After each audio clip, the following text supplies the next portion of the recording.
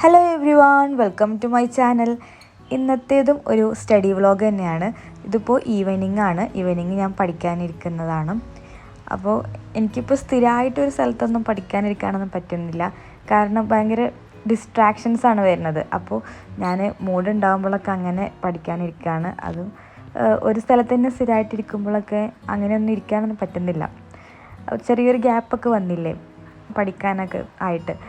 അപ്പോൾ ഞാനിപ്പോൾ ടൈം കിട്ടുമ്പോഴൊക്കെ അങ്ങനെ പഠിക്കാനിരിക്കുന്നതാണ്. മെയിനായിട്ട് ഡിസ്ട്രാക്ഷൻ വരുന്നത് ഫോണാണ്.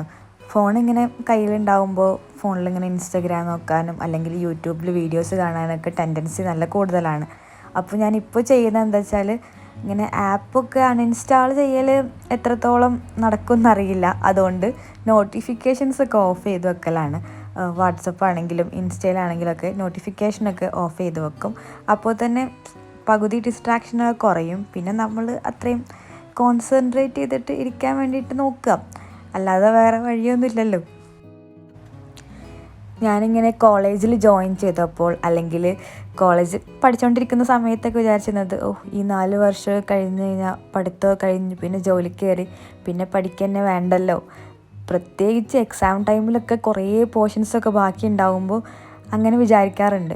പക്ഷേ കോഴ്സൊക്കെ കഴിഞ്ഞ് ജോലിക്കൊക്കെ കയറി കുറച്ച് കഴിഞ്ഞപ്പോൾ എനിക്ക് മനസ്സിലായി, ഈ ട്രാക്കിൽ തന്നെ പോയിട്ട് കാര്യമില്ല, എന്തെങ്കിലുമൊക്കെ വേറെ ചെയ്തിട്ട് കാര്യമുള്ളൂ എന്നുള്ളത് മനസ്സിലായി.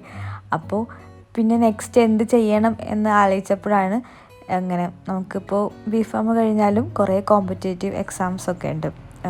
ബിഫാം കഴിഞ്ഞാൽ PG ചെയ്യാം. അതല്ലാതെ ഇപ്പോൾ ഓരോ കൺട്രീസിലോട്ട് പോകുന്നതിനും അല്ലെങ്കിൽ PSC, പിന്നെ ഇപ്പോൾ റെയിൽവേൻ്റെ ഫാർമസിസ്റ്റ് എക്സാമൊക്കെ വിളിച്ചിട്ടുണ്ടായിരുന്നു. അപ്പോൾ അങ്ങനെ ഓരോ ഇതിലിപ്പോൾ ഏതാണെന്നുള്ളതല്ല, പറ്റുന്ന എല്ലാ എക്സാംസിനും കൊടുത്തിടുക. അതിപ്പോൾ ഏത് ഡിഗ്രി കഴിഞ്ഞിട്ടുള്ള ആൾക്കാരാണെങ്കിലും നമുക്ക് എത്തിപ്പെടാൻ പറ്റുന്ന എല്ലാ മേഖലകളെക്കുറിച്ചും അന്വേഷിക്കുക.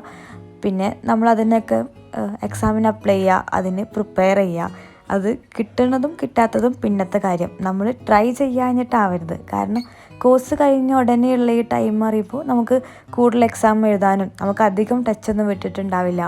അപ്പോൾ കൂടുതൽ എക്സാം എഴുതാനും പിന്നെ പഠിക്കാനിരിക്കാനൊക്കെ സുഖമായിരിക്കും. അപ്പോൾ അത് മാക്സിമം എല്ലാ എക്സാമിനും അപ്ലൈ ചെയ്തിട്ട് എല്ലാ എക്സാമും എഴുതാൻ വേണ്ടിയിട്ട് നോക്കുക. അപ്പോൾ ഇതിൻ്റെ ഇടയിൽ പുറത്ത് നല്ല മഴ പെയ്യുന്നുണ്ടായിരുന്നു കേട്ടോ. അപ്പോൾ ഞാൻ കുറച്ച് നേരം അങ്ങനെ പുറത്തിറങ്ങിയിട്ടൊക്കെ നിന്നു. അപ്പോൾ നിങ്ങൾക്ക് എൻ്റെ വീഡിയോസൊക്കെ ഇഷ്ടമാണെങ്കിൽ ലൈക്ക് ചെയ്യുക, ഷെയർ ചെയ്യുക ആൻഡ് സബ്സ്ക്രൈബ് ചെയ്യുക. ഇതുപോലത്തെ വീഡിയോസായിട്ട് വരാം. അപ്പോൾ ഓക്കെ, ബൈ ബൈ.